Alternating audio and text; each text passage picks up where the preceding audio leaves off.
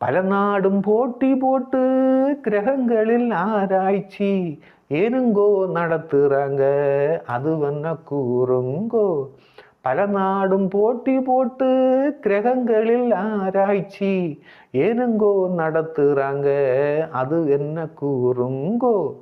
காரணங்கள் இருக்குதடி கிரகங்களில் ஏராளம், தாதுக்கள் இருக்குதடி கிடைத்து விட்டால் நல்லதடி.